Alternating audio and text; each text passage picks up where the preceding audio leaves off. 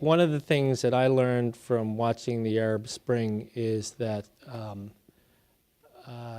things are stable up until they're not. Right?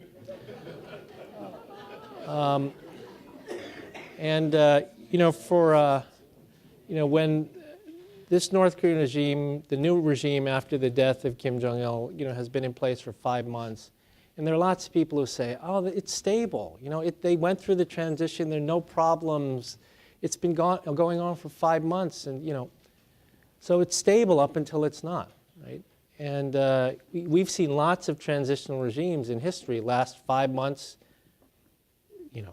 15 months, longer before it collapses, and then after it collapses, we're like, yeah, that was just a transitional regime.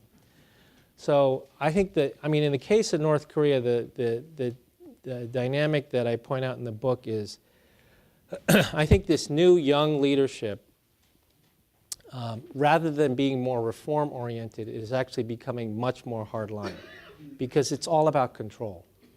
Right? So the politics of the country under this young leader is actually becoming much more obsessed with control, much less interested in reform and opening, because they need to consolidate their position.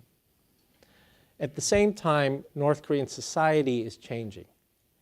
The last time the leader died was in 1994, the first leader of North Korea. There was a leadership transition, and they managed to make it through, right? Kim Jong-il took over for his father. They managed to make it through. And people say, if they can make it through that period, why can't they make it through this period? The big difference between 1994 and 2011 was in 1994, North Korean society was different. For one, there were no markets in North Korea in 1994. But because of the famine, there was a famine in the 1990s, and the ration system, the government ration system broke down. Out of that, markets started to be created because the North Korean people could no longer rely on the government for rations. So what did they do? Anything they could find, they tried to sell and trade for food. Right? So informal markets started to be created. Eventually, the government sanctioned formal markets. So there is now a market mentality in North Korea that didn't exist before. And in a closed system like this, if you introduce markets, it starts to cause a separation in the minds of the people from the government. They have to fend for themselves. They can't just rely on the state.